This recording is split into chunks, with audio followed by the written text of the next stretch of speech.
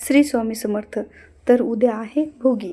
भोगी म्हणजे मकर संक्रांतीच्या आधीचा दिवस. तर आपण बघूया भोगीचा अर्थ नेमका काय आहे, भोगीच्या मागे कोणची कथा आहे, ते हे आपण सगळं पाहूया. भोगी म्हणजे जुने, निरुपयोगी, वाईट विचार व वस्तूंचा त्याग, नवीन चांगल्या गोष्टी स्वीकारण्या जाण्याचा संदेश म्हणजे भोगी देतो. तर तुम्हाला माहिती आहे का भोगीची कथा कशी आहे? तर इंद्र आणि श्रीकृष्णाची कथा आहे त्यामध्ये.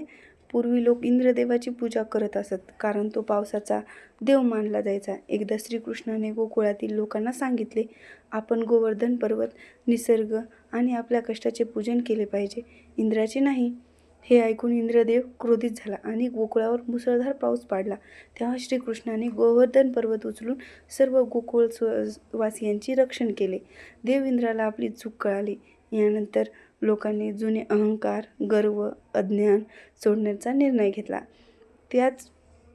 याच त्यागाचे प्रतीक म्हणजे भोगी. आपण भोगी हा सण साजरा करतो.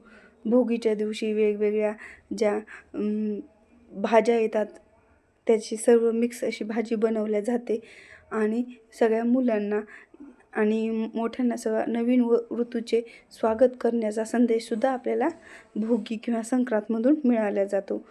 ज्या मिक्स वेगवेगळ्या प्रकारच्या भाज्या केल्या जातात, त्याच्यामुळे आपली रोगप्रतिकारक शक्ती वाढावी यासाठी सवयीचा भाग म्हणून ही भाजी बनवल्या जाते. यामध्ये गाजर, वालाच्या शेंगा, बोर, हरभरा, मेथीची भाजी आणि विशेष म्हणजे बाजरीची भाकर केली जाते. त्यावरती तीळ लावून ही भाकरी बनवली जाते. यामुळे शरीर जे थंड झालेलं असतं, तीळ आणि बाजरीमुळं उष्ण असं आपल्या शरीराला उष्णता मिळाली जाते. त्यामुळे ही भाजी बनवली जाते. तसेच याच लहान मुलांचे बोरनाव करतात, बाया हळदी-कुंकवाचे सण करतात किंवा भोगीच्या आदल्या दिवशी कोणी तिळगुळ, लाडू, वळी, पुरणपोळी अशी बनवली जातात. अशा प्रकारे भोगी सर्वजण साजरी करतात. श्री स्वामी समर्थ. माझा व्हिडिओ आवडल्यास नक्की लाईक करा, शेअर करा आणि सबस्क्राईब करा.